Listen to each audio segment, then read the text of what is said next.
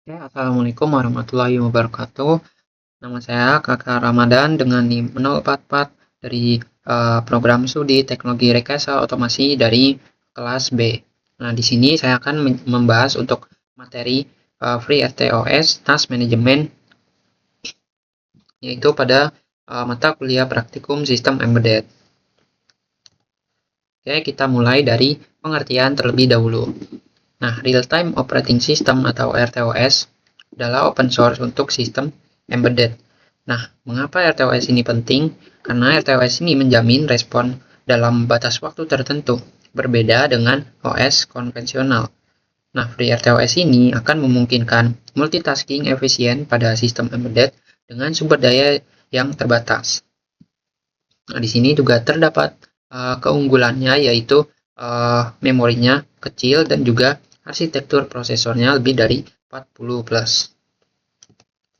Oke, selanjutnya kita masuk ke konsep dari FreeRTOS.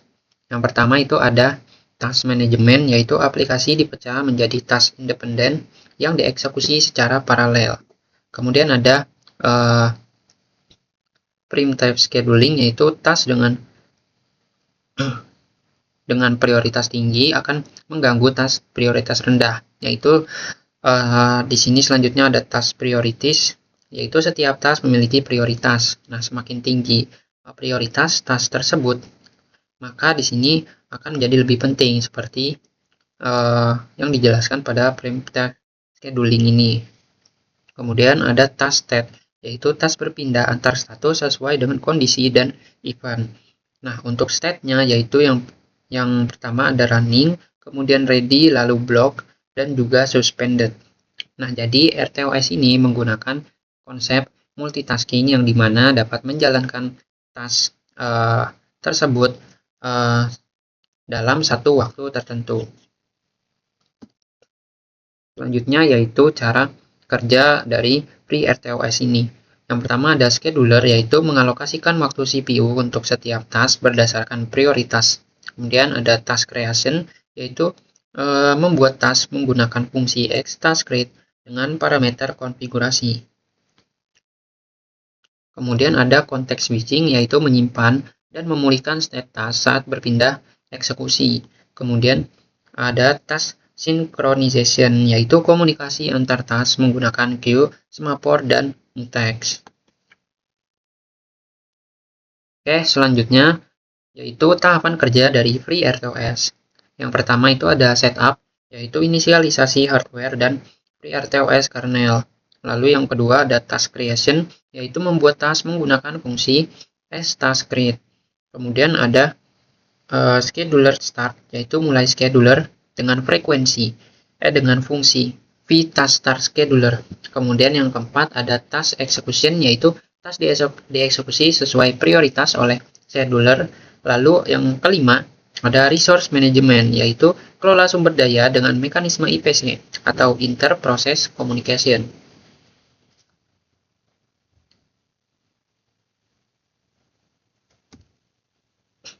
Kemudian ada fitur-fitur dari FreeRTOS, yaitu yang pertama ada task management, yaitu pembuatan dan pengelolaan task dengan prioritas. Kemudian ada queue management, yaitu komunikasi data antar task dengan Vivo. Lalu ada semaphores, yaitu sinkronisasi task dan pengelolaan resource. Kemudian ada mutexes, yaitu proteksi resource bersama dengan eksklusif akses. Lalu ada timers, yaitu delay dan timeout untuk task scheduling. Lalu ada event groups, yaitu koordinasi multiple task dengan event bits. Lalu ada software timers, yaitu timer berbasis callback tanpa blocking task. Lalu ada Tickets mode, yaitu hemat energi dengan low power application. Kemudian ada kelebihan dari FreeRTOS. Nah, untuk kelebihannya yaitu yang pertama adalah open source, yaitu gratis dan bebas untuk dimodifikasi sesuai dengan kebutuhan. Lalu ada lightweight, yaitu membutuhkan sedikit memori, jadi hanya membutuhkan sedikit memori dengan RAM minimal hanya 4 KB. Lalu ada scalable, yaitu dapat disesuaikan dengan kebutuhan aplikasi embedded. Lalu wide support, yaitu mendukung lebih dari 40+ arsitektur prosesor. Lalu active community, yaitu dukungan komunitas global yang besar dan juga aktif. Lalu ada good documentation, yaitu dokumentasinya juga lengkap dan mudah dipahami. Dan selanjutnya yaitu easy to use, atau mudah digunakan dan juga mudah untuk dipelajari. Kemudian selanjutnya yaitu kekurangan dari FreeRTOS. Yang pertama adalah memory overheat, yaitu menambah penggunaan memori karena struktur data dan manajemen task. Kemudian ada complexity, yaitu terlalu kompleks untuk aplikasi sederhana yang tidak membutuhkan multitasking. Kemudian ada learning curve, yaitu membutuhkan waktu untuk mempelajari konsep RTOS ini. Lalu ada limited real-time guarantee, yaitu tidak memberikan jaminan real-time seketat RTOS komersil berbayar. Lalu ada debugging challenge, yaitu debugging aplikasi multitasking lebih sulit karena konteks switching dan race condition.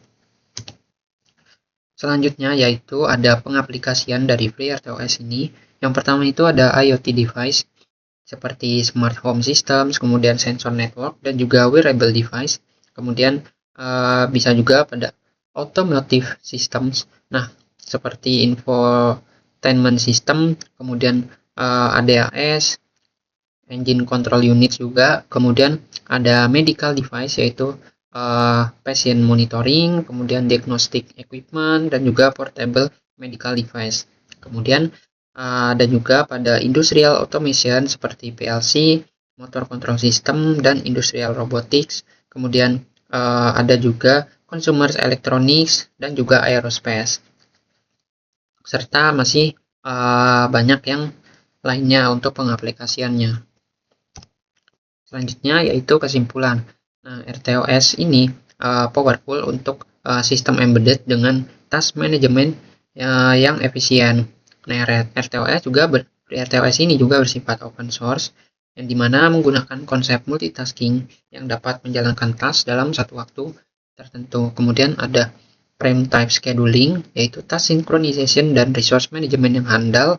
Kemudian ringan dan scalable, yaitu dapat disesuaikan dengan kebutuhan aplikasi dan juga komunitas besar, yang dimana juga banyak digunakan di berbagai industri global. Ini selanjutnya yaitu kita akan membahas source code yang digunakan untuk percobaan yang pertama, yaitu untuk ESP32 terlebih dahulu. Nah, di sini pada baris pertama ini merupakan bagian dari library yang digunakan. Lalu pada baris 10 merupakan tag logging. Lalu baris 13 yaitu definisi pin dari tas 1 untuk pin LED-nya. Terus pada baris 16 ini merupakan pin definisi pin, yaitu untuk tas 2 sensor MAX 6675.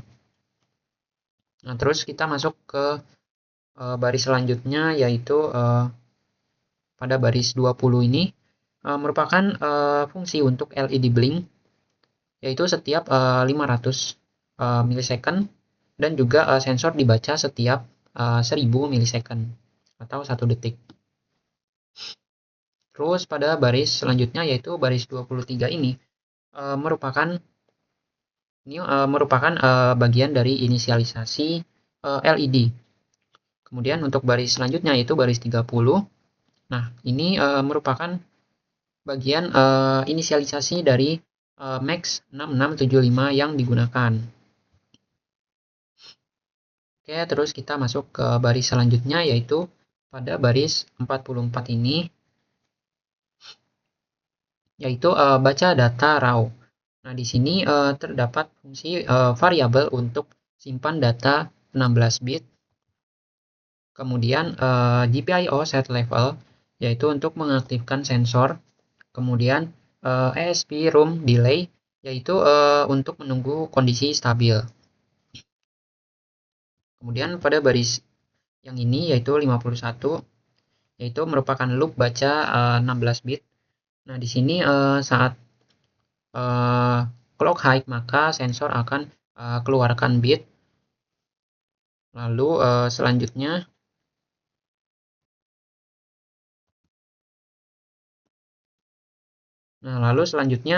maka akan mengambil bit dari sensor. Lalu ketika clocknya itu low, pada baris ini yaitu ketika clocknya itu low, maka akan menonaktifkan sensor. Kemudian di sini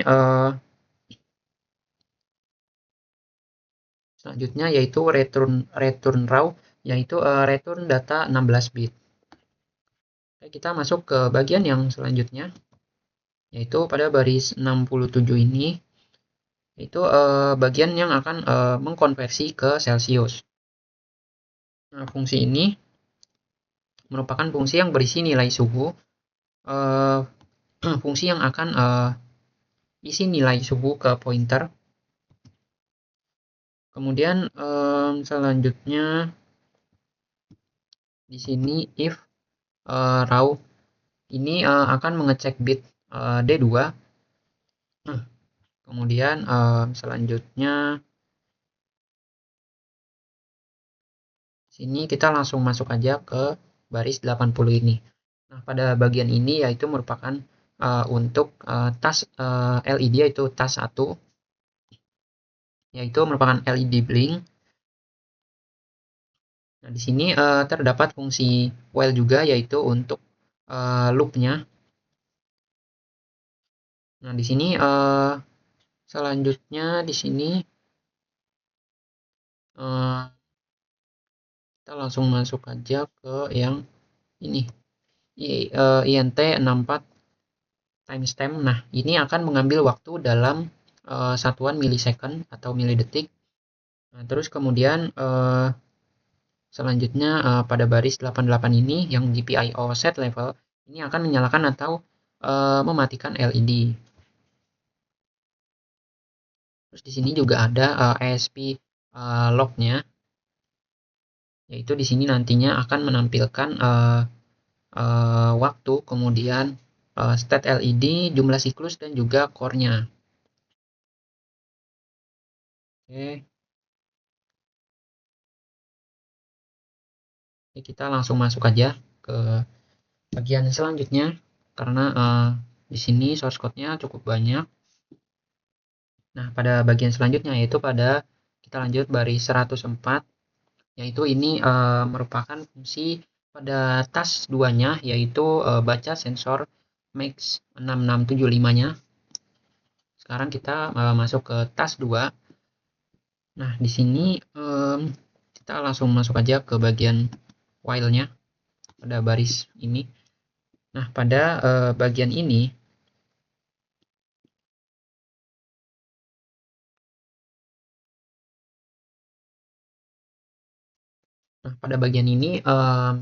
merupakan fungsi loop pada tas 2, yaitu baca sensor max 6675. Nah, di sini untuk pada baris 113 yang pada bagian ini yaitu fungsi if.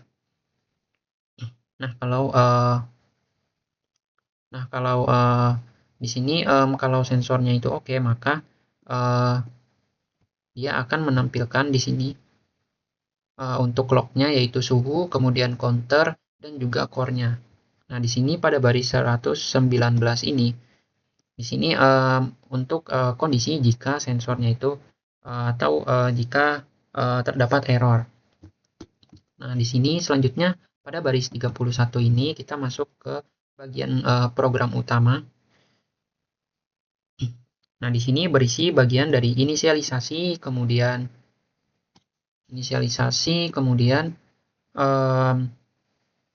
print info pin juga di sini, yaitu ada pin dari tas 1 LED, kemudian pin max 6675 CS-nya, kemudian SCK dan juga SO-nya. Terus kemudian di sini juga ada buat tasnya, yaitu inti RTOS-nya, yaitu tas 1 core 0 dan tas 2 yaitu core 1. Ini untuk tas 1-nya yaitu core 0, lalu untuk tas 2-nya yaitu core 1. Oke, jadi untuk source code-nya tas 1 itu maka LED akan berkedip setiap 500 milisecond atau 0,5 detik. Kemudian untuk task 2-nya yaitu baca suhu setiap 1 detik. Oke, jadi itu untuk pembahasan source code yang digunakan pada percobaan yang pertama. Oke, di sini selanjutnya yaitu kita akan membahas untuk program yang digunakan pada tugas yang kedua, yaitu menggunakan STM32. Nah, di sini untuk programnya ini cukup banyak, mungkin kita akan bahas secara singkat aja. Nah, di sini pada baris yang pertama ini merupakan library yang digunakan. Kemudian kita lanjut pada baris 67, yaitu merupakan external declaration yang akan dipanggil untuk scheduler tick. Kemudian, nah yang ini, kemudian kita lanjut lagi ke bagian, nah yang ini.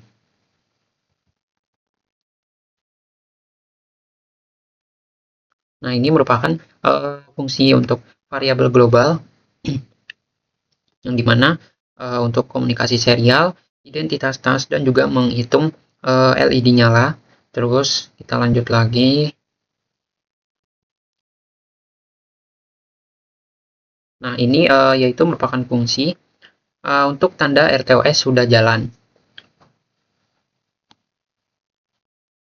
Oke, nah ini selanjutnya pada baris 107 ini yaitu untuk buffer untuk printf. Kemudian kita lanjut. Oke, pada baris selanjutnya yaitu 112 ini merupakan prototype function atau deklarasi fungsi. Terus kemudian kita lanjut lagi. Nah, kita masuk ke baris 141 ini yaitu retarget printf. Yang dimana tanpa fungsi ini maka printf tidak akan muncul di serial. Terus kita masuk ke void sysdig. Nah, pada baris 160 ini yaitu merupakan interrupt handler yang dimana fungsinya itu untuk timer utama sistem. Dan ini adalah fungsi yang membuat multitaskingnya ini berjalan. Terus kita masuk ke baris 179 yaitu merupakan hook function. Nah, fungsi ini akan dipanggil saat saat error. Kemudian kita lanjut lagi. Kita masuk ke baris 206 ini. Nah, ini merupakan bagian fungsi memori static task, yang dimana untuk menyediakan memori untuk idle task dan juga timer start. Jadi fungsinya yaitu untuk menyediakan memori untuk idle task dan juga timer task. Terus kemudian kita lanjut lagi ke baris 232.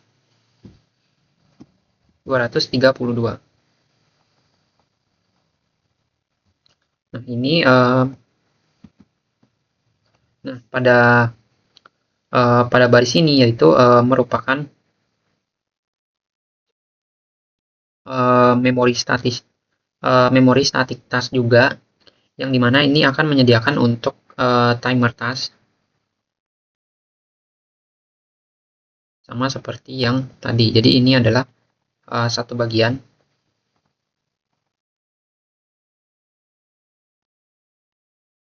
Yang dimana di sini akan menyediakan memori untuk idle task dan juga timer task. Terus kemudian kita akan masuk ke baris 276 yaitu static void system clock config. Nah, ini merupakan sistem clock yang dimana akan mengatur clock yang mana ini cukup penting untuk performa MCU-nya. Kemudian kita lanjut ke baris selanjutnya. Kita lanjut aja lah, kita langsung ke baris 347 ini. Nah, ini merupakan GPIO init yang dimana merupakan setup. Nah, jadi output dan input akan dikonfigurasi jadi output dan input akan dikonfigurasi di sini. Oke, kita lanjut lagi. Nah, kita masuk ke baris 402. Nah, ini merupakan UART init di mana yaitu setup komunikasi serial.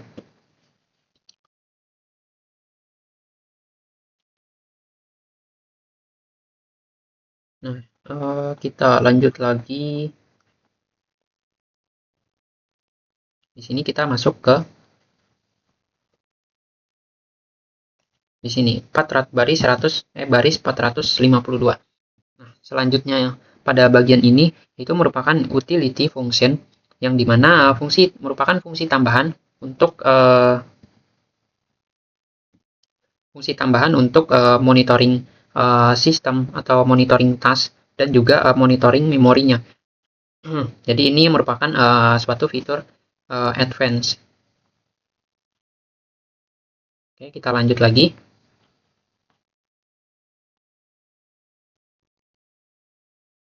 Oke, yang ini. Oke, kita masuk ke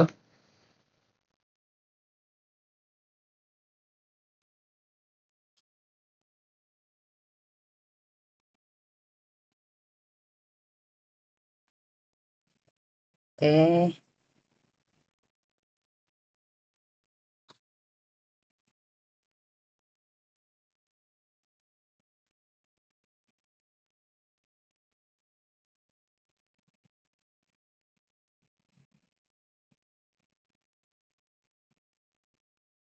pada baris 500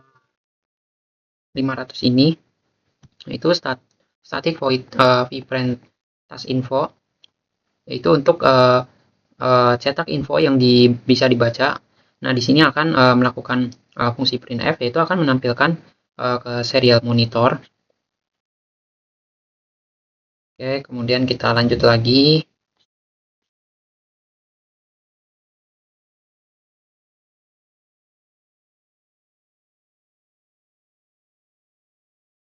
Nah, pada selanjutnya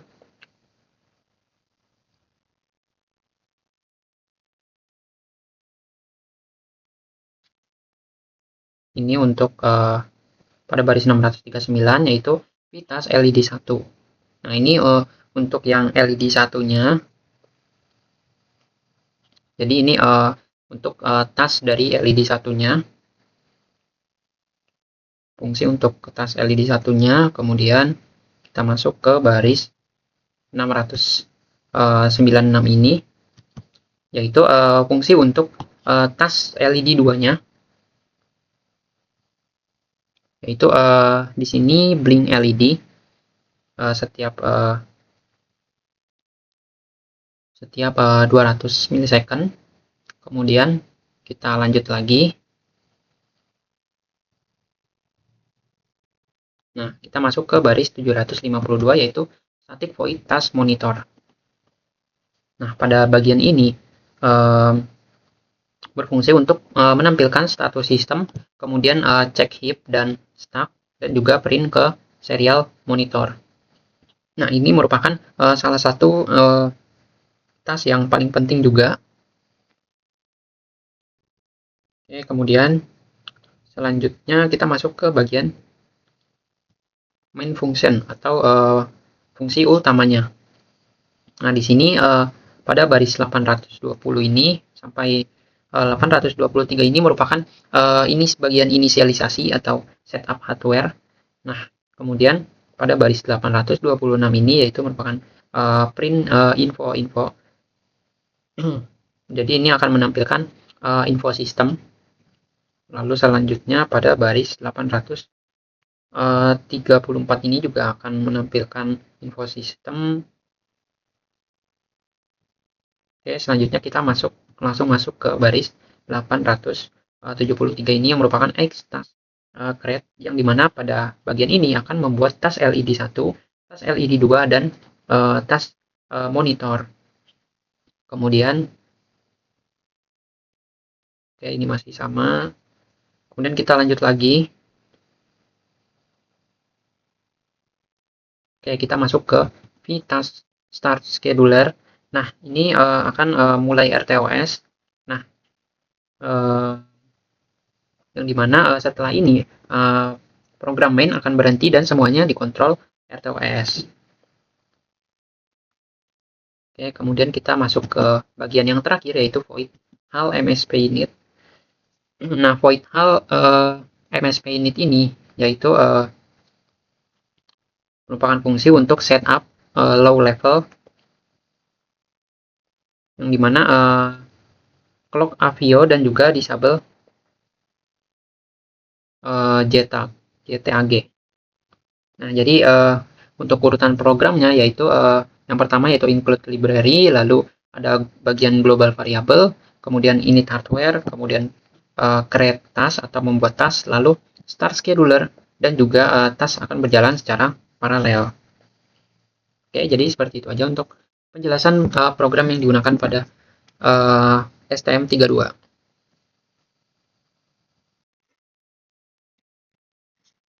Oke, selanjutnya kita masuk ke pembahasan untuk program pada tugas project. Di sini kita programnya masih seperti yang tugas pertama, hanya saja kita tambahkan task 3 yaitu menggunakan sensor ultrasonic HCSR.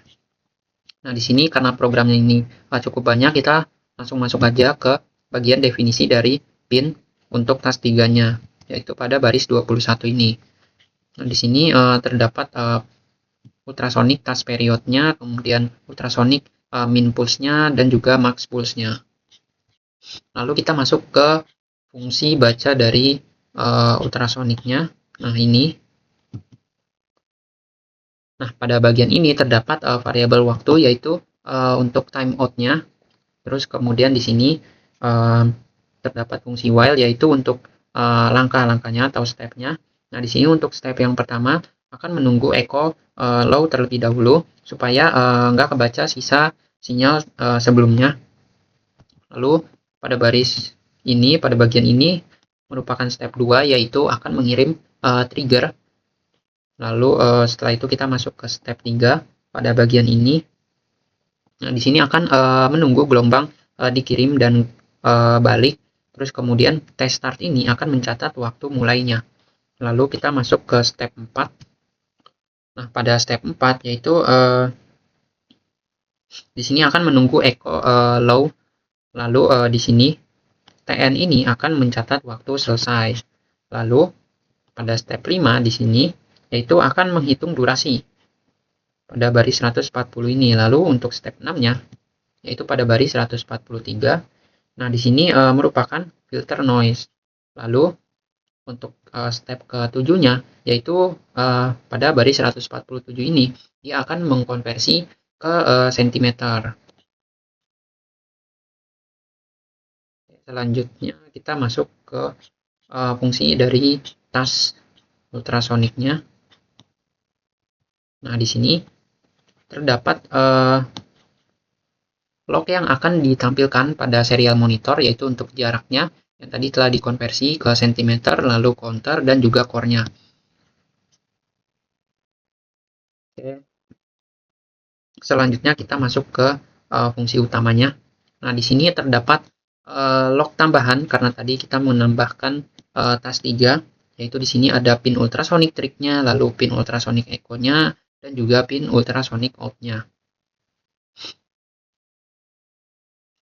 Nah, di sini selanjutnya di sini juga terdapat program tambahan untuk task-nya karena kita tambahkan task 3 di sini.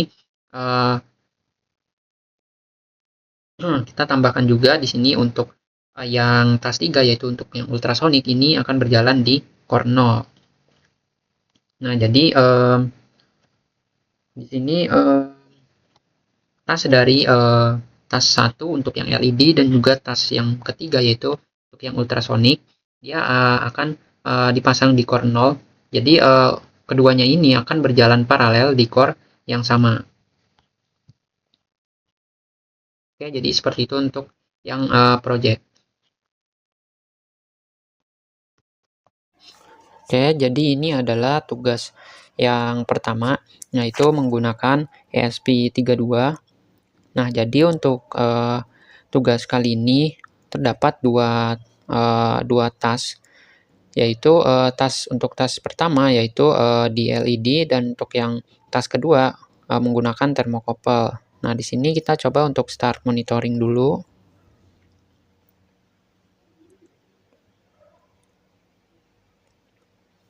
Nah, untuk tampilannya setelah kita start monitoring, maka akan menjadi seperti ini. Nah, di sini terdapat task 1, yaitu ada timestamp-nya, kemudian state, cycle, dan juga core-nya. Nah, untuk yang task 2 di sini yaitu untuk yang sensor max 6675. Nah, di sini akan ditampilkan nilai suhu, kemudian counter, dan juga core-nya.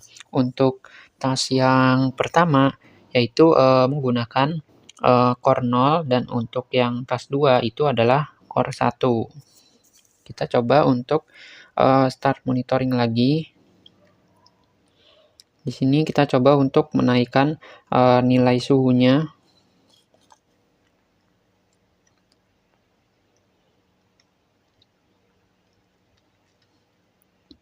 Oke, bisa dilihat untuk nilai suhunya semakin naik dari yang sebelumnya, yaitu menjadi 31,5. Kemudian untuk task satunya di sini cycle-nya juga bertambah dari yang sebelumnya menjadi 32. Nah, di sini untuk task 1 yaitu LED blink dengan setiap 0,5 detik, jadi akan nyala dan juga akan mati. Oke, ini merupakan tugas 2. Di sini kita menggunakan STM32 pada tugas kali ini. Nah, di sini terdapat 2 task, yaitu sensor DHT22 dan juga LED on off. Nah, pada RTOS ini di sini akan menjalankan 2 task, yaitu untuk LED on off dan juga sensor DHT22. Nah, ini untuk tampilan serial monitornya. Nah, untuk wiringnya sensor DHT ini memiliki 3 pin, yaitu VCC, ground, dan juga pin data.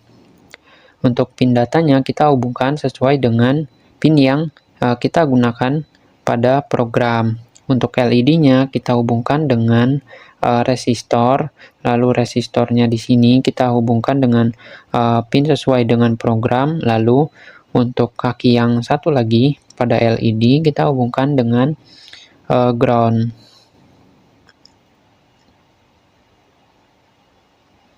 Nah, oke. Jadi di sini nanti akan ditampilkan untuk task dari LED on off dan juga task dari DHT dua-duanya.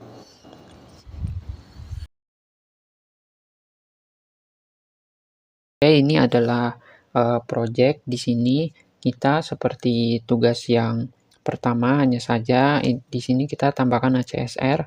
Kita coba untuk start monitoring terlebih dahulu. Nah, di sini setelah kita start monitoring, maka tampilannya akan seperti ini. Seperti yang tugas pertama, hanya kita tambahkan task 3, yaitu akan ditampilkan jarak sebesar sekitar 12,71 cm di sini nilainya. Nah, seperti ini. Kemudian akan ditampilkan counter dan juga core-nya. Kita coba untuk dekatkan jaraknya terlebih dahulu. Kita start monitoring lagi.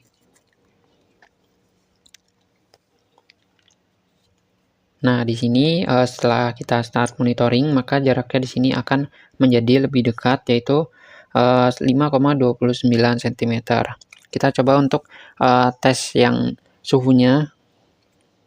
Kita start monitoring lagi. Di sini kita coba untuk menaikkan suhunya. Nah, di sini maka suhunya juga akan bertambah. Nah, oke, selanjutnya di sini untuk task yang pertama itu adalah LED blink. Kemudian task 2 sama seperti tugas yang pertama, dan juga kita tambahkan ACSR. Nah, untuk wiringnya di sini untuk yang orange itu kita hubungkan ke VCC. Kemudian untuk yang merah itu adalah trik di D22. Kemudian yang selanjutnya itu adalah echo, kita hubungkan D21 dan ground. Kemudian untuk yang lainnya ini masih sama seperti tugas yang pertama, ada VCC, SCK, CS, dan juga SO. Kemudian untuk yang LED-nya di sini, untuk inputnya kita hubungkan ke D2 dan kita hubungkan ke ground. Nah, oke, jadi untuk yang project jadi seperti itu.